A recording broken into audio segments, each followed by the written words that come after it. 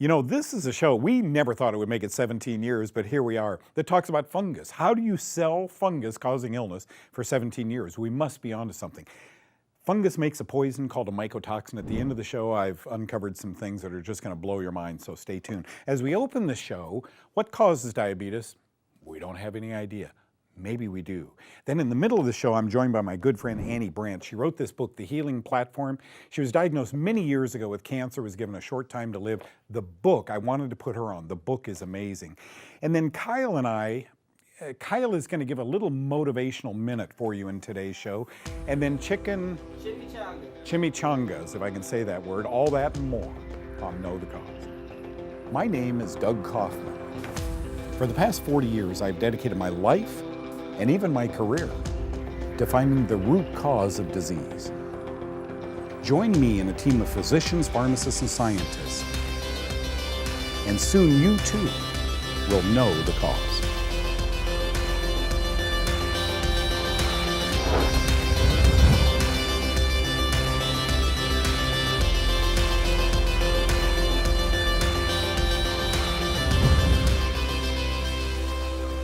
Friends, you know, I worked with a doctor out here. His name is Dr. David Weekley. He was out of Johns Hopkins, graduated from Johns Hopkins, and he became a dermatologist. So as a dermatologist, he moved me from LA to Texas circa 1987, a 5-year contract. The boys were little, we came to Texas, and Ruth and I set up home out here. And we said, well, 5 years, we'll go back to California because we love and miss the ocean in California. And it never happened. David died about 4 years into our relationship. But before he died, his eyes were open so many times. Because we were a skin clinic, people would come in with skin problems. But we soon learned that they were there in a half-hour, little piece of the pie. Then the next half hour, they had to go to the gutologist, and the next half hour to the brainologist, next half hour, the arthritis doctor, and so forth. So they take a day off work and just rotate through all their doctor visits. So there's one woman who came in her 40s, had a bad case of psoriasis, right? It was bleeding and so forth, and we were finally helping her. I asked her to go on the Kaufman diet, my phase 1 component of the Kaufman diet, and we put her on diflucan and nystatin. And sure enough, this psoriasis, I'd say a good 40% of her body began clearing up. But something else began clearing up. And it caught us it caught Dr. Weekley totally off guard. I had seen this over and over in patients in Los Angeles working with other doctors. Her blood sugar, which was like this, maybe 180, began going through the weeks like this. And she came in one time in tears, and she took her sweater off and showed us her arms, and she started crying, and Dr. Weekley said, man, here's another one, Doug. Fungus seems to be the component that's causing this psoriasis. I think most psoriasis is linked to fungus, but dermatologists just don't know that. So I was thrilled for her, but I was equally happy for Dr. Weekley, who was seeing that psoriasis isn't a tar shampoo and Puvabox, deficiency. It isn't a cortisone deficiency. It really had to do with her diet and with other things going on. But as her blood sugar began tumbling, she began crying. Doug, she said, do you think my diabetes, my pancreatic problem, could also be due to fungus? Look, my husband and I are thrilled that this is clearing up, and it's only been 6 weeks. Do you think that inside I could have a fungal condition? About 13, 14 years ago, Dr. Dave Holland and I wrote The Fungus Link to Diabetes. This book is an eye-opener. This book answers the question, what am I taking when I'm taking diabetes drugs? You're taking drugs that also lower blood sugar, but oh, by the way, kill fungus simultaneously. I wish endocrinologists, doctors who study diabetes, knew that. Now there's some new news out the past couple of years. I looked up on the internet, what causes type 1 and type 2 diabetes? And Mayo Clinic says the exact cause, of course, of type 1 diabetes isn't known. And Unfold Diabetes, interesting website. While the exact cause of type 2 diabetes isn't known, experts know some of the risk factors. We don't know the cause of anything. And we're generating $3 trillion in this business we call medicine, which, by the by, wants to become a $4 billion business. I'm sorry, a $4 trillion business. And it will. it just so happens if you can keep medical school students away from the cause and just erasing symptoms with cortisone shots and antibiotics and so forth, you never have to answer the difficult question, what's the cause of that disease? So along comes in Nature magazine, Good magazine, August 22nd, 2016, in doses equivalent to those regularly used in human children, antibiotics changed the mix of gut microbes in young mice to dramatically increase the risk of type 1 diabetes. Whoa. Every doctor in the world should know about that. Why? Because we no longer guess if women have vaginal bacterial infections. We just tend to put them on antibiotics during the 3rd trimester of their pregnancy. So all children are exposed in utero to antibiotics, which, by the way, are good pills to kill bacteria, but they also happen to be fungal poisons. Be careful out there, folks. They're now saying even type 2 diabetes has a fungal component to it, meaning it's induced sometimes by antibiotics. We do know the cause of diabetes. There's a medication called antibiotic that seems to induce both type 1 and type 2 diabetes. No wonder this woman did so well, not only with her psoriasis, which she was paying to see us for, but she dropped out, I'm sure, seeing the endocrinologist when her blood sugar levels started to stabilize. We were fixing what antibiotics broke. Don't go away. More to come.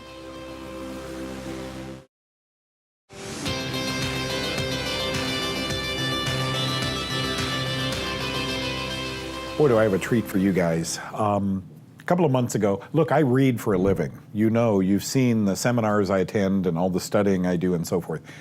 Someone very kindly handed me a book called The Healing Platform at a convention in Orlando that I was speaking with. Well, if you're a speaker, you're so important, you know it all. Someone can't hand you a book and teach you anything. Okay, scratch that one off my list. For 3 hours, I went back to the hotel, ate some fruit, went back to the hotel, and read this book. I looked around, I couldn't get the TV to work, well, okay, I'll read this book. Unbelievable. Thank you for making me read this book. The Healing Platform is a book written by a woman who was told 15 years ago, you have 90 days left to live. Primary breast metastasized through the body. What did she do? Folks, that's what the book is all about. Annie Brandt is the author. Thank you for handing me that day.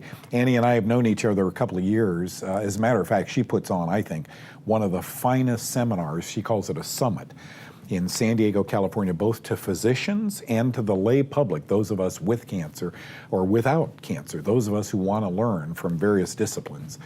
It's called theBestAnswerForCancer.org. Right? BestAnswerForCancer.org. That's correct. But I want to talk about the book, and I want to talk about your nonprofit organization because your company is unfunded. But it was this book was a gift to the millions of people who are being told you have cancer. And by the way, here's your 2 therapies that you can do. I don't want you doing any of those other therapies. Mm-hmm. Annie stepped outside of the box. Do tell, from 15 years ago to now, what's happened? Okay, so in 2001, they gave me very few options. They said you have 3 months to live, and they still wanted me to do the double mastectomy, chemo, and radiation. And I decided that if I only had 3 months to live, I wanted to go with as much quality of life and dignity and grace as I could. So I refused the standard of care, and they told me that I would then die faster. And I said, God's the only one who knows when I'm going to go, and everyone else just has an opinion. And that was the thought process I took through this whole exercise. And I basically went through my entire life and healed my entire life from the beginning. And I kind of made a deal with God that if it was all good, because if I died, I was going to Him. Mm-hmm. And if I lived, I would be able to help other people. So when I was cancer clear, and it was 1 year and 8 months, I started a nonprofit called Best Answer for Cancer Foundation. There's another business that deals with breast cancer that we hear is nonprofit. Boy, oh boy. Folks, please be careful when you give to cancer organizations. That's all I'm going to tell you. Hear and heed what Annie is telling you today, but when all of your money goes back to the women with cancer and the men with cancer and time and books and supplements and so forth, that's a good thing. When 90% of your profits go into nice cars, beautiful buildings, clothing, airplanes, that may not be a good thing for you, okay? So you have a nonprofit. How do you fund the nonprofit? Well, with book sales. Yeah, the proceeds from this book go directly to the nonprofit, and any donations that we get go to the nonprofit. And that's pretty much it. We are unfunded, so we're all volunteers. This is a loving giving act. We're a loving giving organization. But you know, the more funds you have, the more you can do for patients, the more you can do for cancer. Why the book? Did one of the patients that you worked with finally say, look, Annie, write it down? I've spoken to thousands of patients, and actually probably 75% of them said, would you please write it down? Yeah, and she has written it down. The book is called The Healing Platform. How much is it, Annie? It's a donation amount of $25, Yeah. And you're welcome to send us more, and we'll gladly take it. Do you see my little dog ears here with everything in the book? Okay, mammograms. Annie says no, exposed to too much electromagnetic fields. God, thank you for talking about a spiritual, your spiritual life. Cancer has a personality. My thought of the book, a transparent overview of Annie's own healing. It's a must read. I did it in 3 hours. You know how we all have bookshelves? Doug's books are on them because I think cancer is a fungus and so forth. Put this book, make a $25 donation to this organization or a $625 donation to this organization and help your friends with cancer. This is the one book that I have read on one person's idea of healing from cancer that talks about gut, liver, skin, everything. Great, great book. You're a great, great guest and a great, great person. Thank you, Annie, for being on. Thank you for having me. You know, I just love Kyle Drew. Here he is reflecting upon changes. I thought this was such a good piece. I wanted to show it to you, so here it is.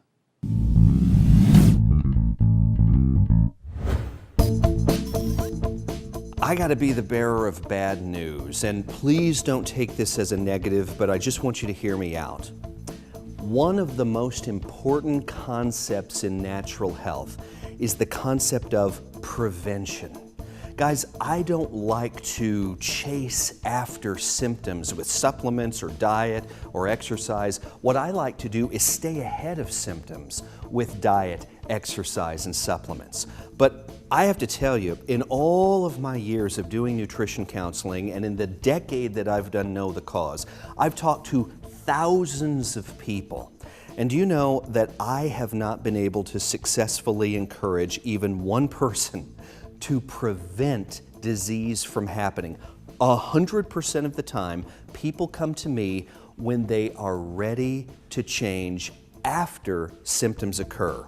If I am talking to even one person out there who has no symptoms, who's not overweight, but who just wants to maintain great health and take it to the next level, please hear me out. Now is the time to begin. Please don't wait till you're having to swim upstream and really go hard with the diet and exercise and supplements, because so much of the time when you do that, it's provoked by fear, and fear causes stress, and stress, you just are not able to get well when you're under chronic stress. So for any of you who will hear me, he who has ears to hear, let him hear. Please, please exercise prevention.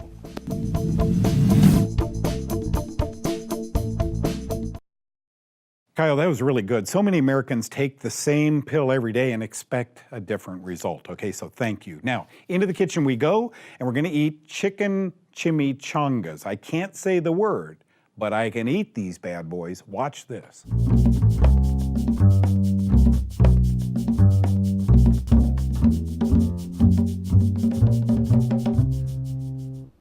Hey guys, I'm Lindsay. Today we're going to do a baked chicken chimichanga. Now this is a Mexican burrito that's usually deep fried, but we're actually going to make it a lot lighter and healthier by baking it in our oven. So first we have a bowl of shredded chicken. This is free-range chicken.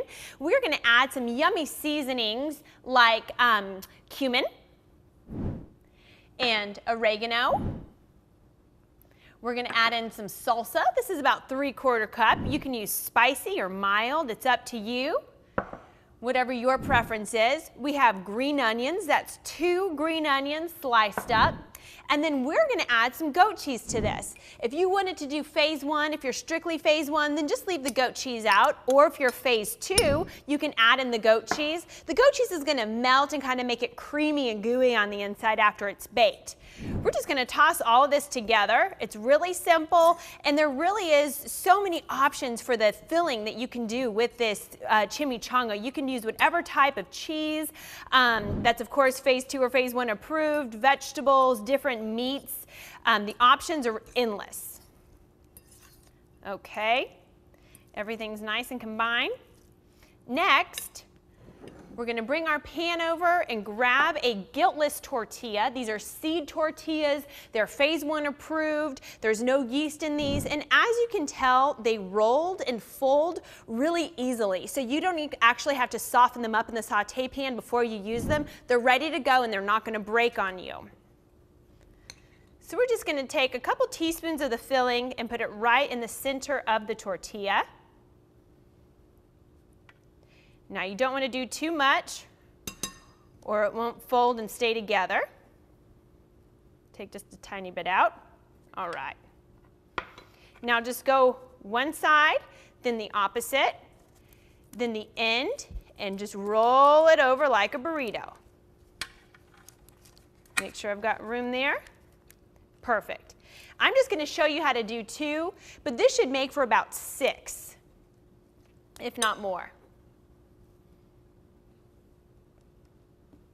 Of course, chicken is a great source of protein. We always love when it's free range. And all these veggies are, of course, phase 1 approved. Okay, our sides in. Now roll up the bottom and flip it over. Okay, there you go. Now we're going to brush it with butter. The butter is going to help make it nice and crispy. It's going to give it that crunchy exterior when it breaks or when it bakes. Get all sides. And I'm even going to flip it over and do the bottom. Make sure it gets crispy all the way around. Now these tortillas are a great source of good fat. So is this butter. This is a grass-fed butter that we've just melted down. Get the bottom side, and you'll see that we're putting the seam side down of these tortillas on the baking sheet. Okay. Let's pop these in the oven at 400 degrees for about 25 minutes.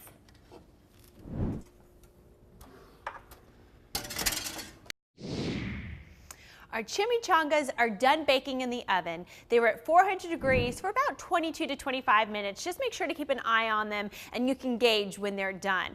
The crust, the tortilla itself will get nice and crispy, will get crunchy on the outside. Now we're going to cut into the middle of it. You can hear how crispy that tortilla is. It gets nice and golden brown on the outside. It's still steaming. You can see the chicken and the salsa and all of those yum warm ingredients. The goat cheese is all melted down. Now we're just gonna garnish it with some fresh tomato, kind of liven up our plate a little bit, give it some color and texture. The tomatoes will add a little sweetness and a fresh bite.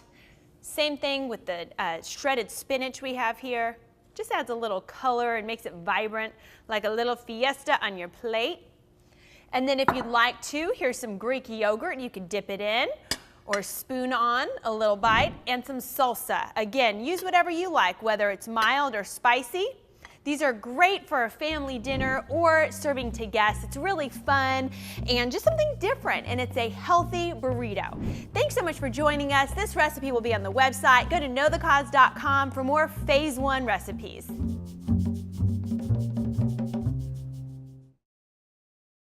You know, I realize many of you are brand new at Know the Cause. Welcome aboard. Thank you for joining us. Fungus definitely makes poisons.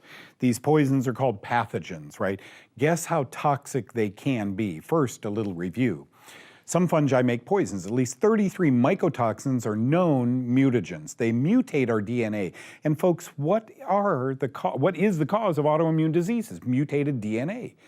Exposure ill effects range from annoying to life-threatening, and look at Oncology News published this. These are capable of causing disease and death in humans. Wow, just that's a huge breath. I'm the only guy that owns this next slide. I've given it at my cancer conferences where I teach doctors, but look at this slide.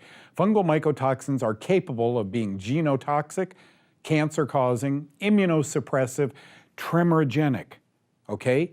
Teratogenic, embryonic malfunctions, neurotoxic nerve poisons, nephrotoxic kidney poisons, hepatotoxic liver poisons, hemotoxic bloodstream poisons, cardiotoxic heart poisons, lymphotoxic the lymph system, and dermatotoxic skin poisons. Folks, look, we are a nation that's sick.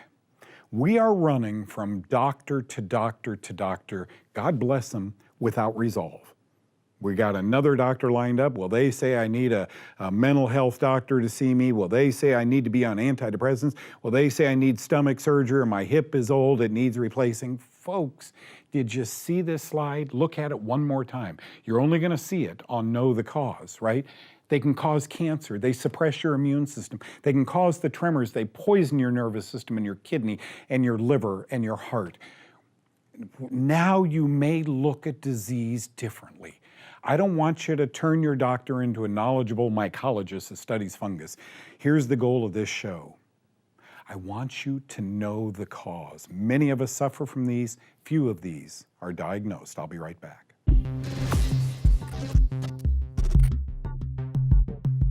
I hate when I hear people use the tired old excuse, I'm just getting old. Because at the end of the day, your age has nothing to do with your health. The whole concept of getting old is pretty much all in our minds. Of course, physical changes are going to happen, but the speed at which they happen and how they affect your quality of life are entirely up to you. Aging younger is absolutely possible. It's part of what I do for both myself and my patients every day. The first and most important step in this program is getting your diet in order, because wrong food choices create inflammation right down to the cellular level, leading directly to wrinkling, sagging, and premature aging. And that's just what a poor diet is doing to your outsides. Sugar causes collagen to stiffen, leading to wrinkles, high blood pressure, and much, much more. Collagen and elastin are the proteins that keep skin firm and supple and line our blood vessels. But with the right diet and nutrients, you may be able to rebuild that collagen and smooth out those lines and help your ticker too. Stay tuned. I'm Dr. Fred Pescatore at Know the Cause.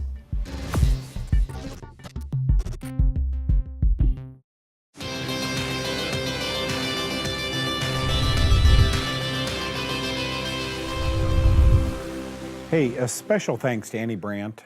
This is a great book. Do pick up a copy of The Healing Platform. And now you know, folks, diabetes and these fungal poisons that can cause these diseases.